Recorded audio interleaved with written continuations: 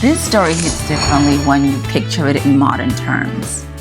Imagine your spouse dies unexpectedly. You're grieving, but grief isn't the only thing at your door. The bills start coming, debt collectors start calling, the pressure builds. And in that culture, debt wasn't just about bad credit or collection. If you couldn't pay, your children could be taken into servitude to work up what was owed. So imagine a widow already mourning, now facing the possibility of losing her sons too. That was the situation in the book of 2 Kings chapter 4. She goes to the prophet in desperation, not because she needs inspiration, not because she needs motivation, but because she was out of options. And the prophet asked her something unexpected. What do you have in your house?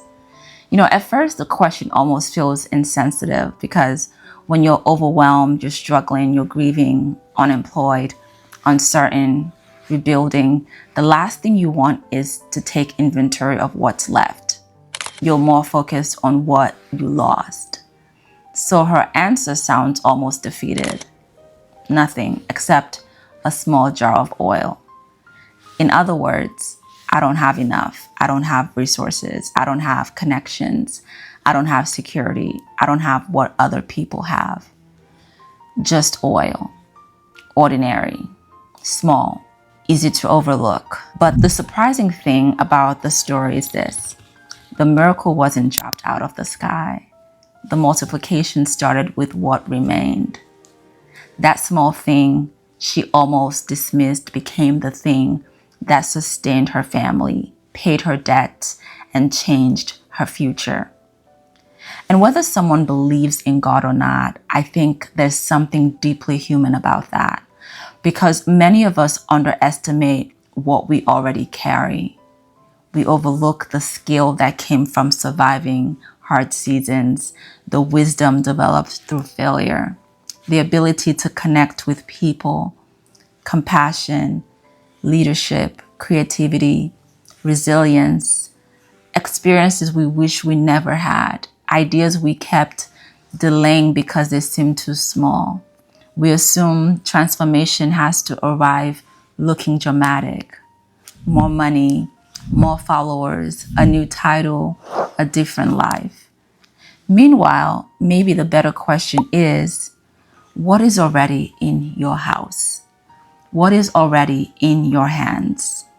Because sometimes the thing you keep minimizing is the very thing meant to open the next door. And I think that's what makes seasons of uncertainty so uncomfortable.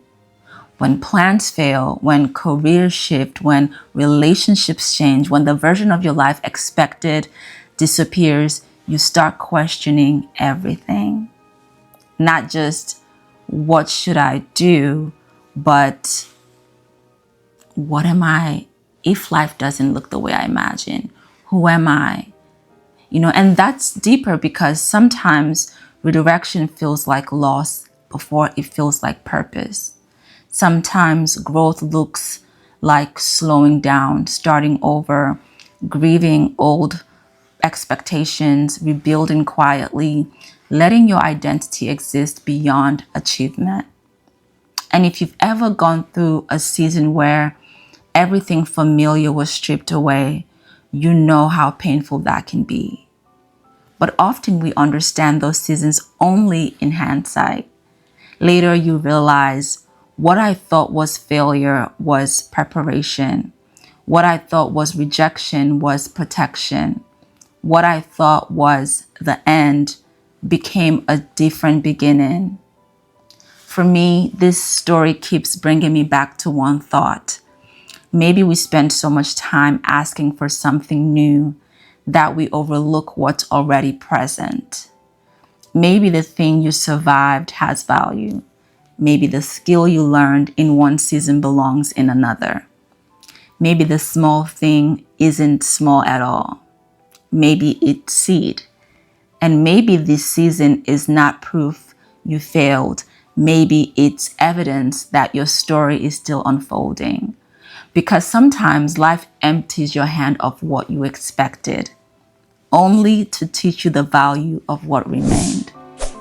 If this resonates with you, please like, share, and subscribe. And I'll see you next time on Healing Tea.